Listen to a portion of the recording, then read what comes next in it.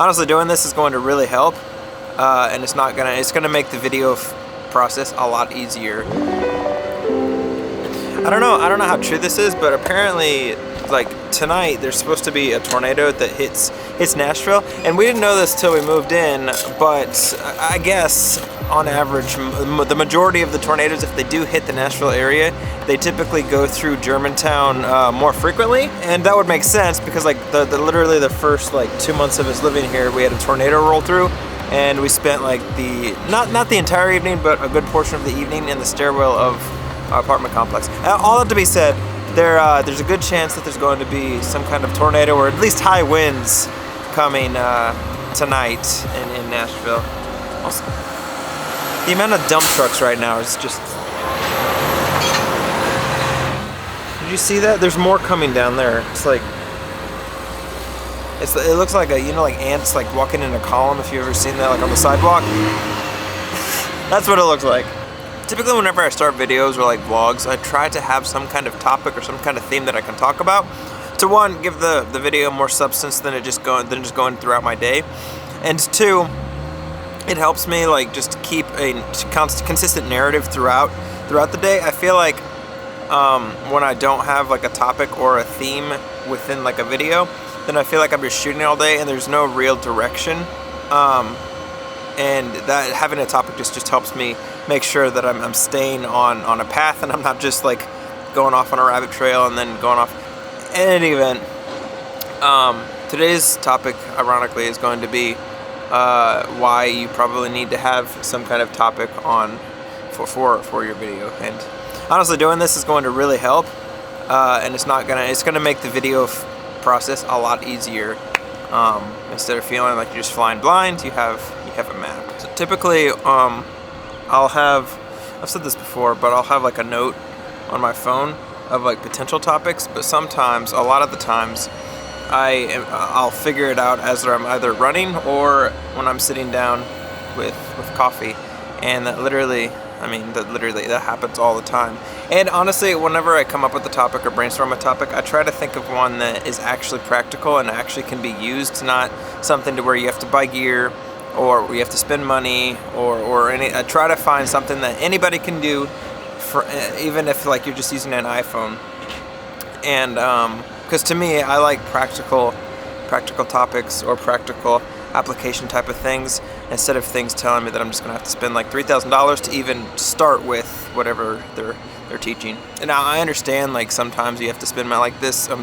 Right now I'm recording all of this on a $7,000 camera setup, so I understand like spending money a lot of times equates with like better quality, but better quality doesn't mean a better video.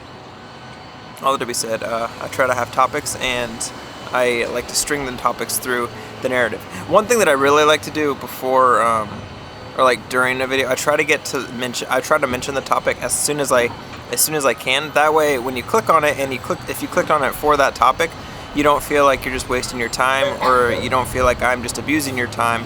I try to get right to the point, and then I just string my day along like throughout the video, interweaving the topic and my day as like one cohesive like piece of art. Another thing I like to do is if you notice, like within like the first 5 seconds, like the first like scene or frame, I'm mentioning whatever the topic's about. Again, that's just building like, oh, okay, I clicked on this and I'm actually getting what I received. And without a topic, none of that would be possible. It's really busy out here this morning.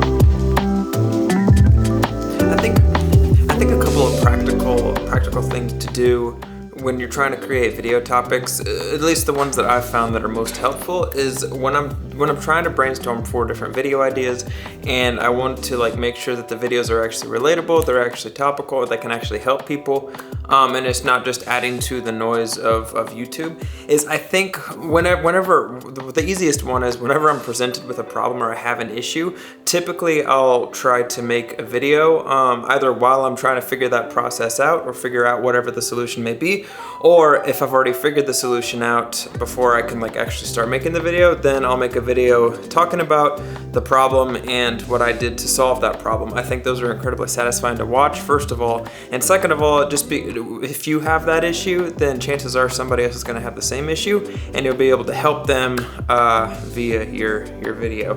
The second thing that I try to do whenever I'm thinking about what should be in a video or not is it something that I would actually care to watch, or is it something that I would actually care to search?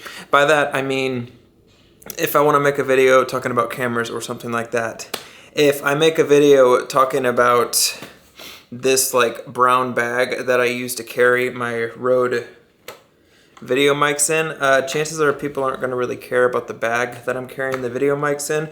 They are probably going to care more about what I think about these and good ways to store them. By making it the video, instead of making the video solely about the bag that I'm using to store the microphones, and making it about ways to properly store this Rode microphone. One, you'll be able, when people search up Rode microphones, this will pop up in their search. And anybody that has a Rode microphone that's looking to store it, it's immediately going to apply to them. And two, storage devices is a little more broad than just a individual bag that opens like this. For this, I typically, if I wanted to make a dedicated video about this, I'd probably stick to a short, because I don't think there's enough material or enough, there's just not enough there to make an entire like long video.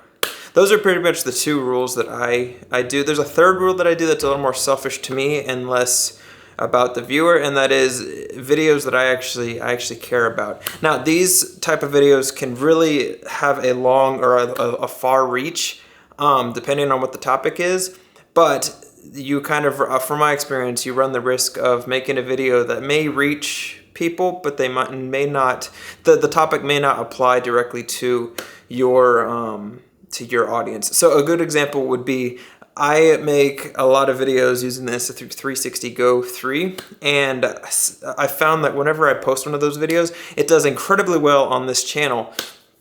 But when I make a video talking about, like, I don't know, something a little more like, less like camera driven and more like just thought provoking, it has a further reach because it applies to more people, but the immediate results of like within like the first 24 hours, typically the views are lower than what they normally would be because my audience isn't really that interested in that. That's kind of a weird example, I realize that, but hopefully, did that all make sense? Hopefully it did.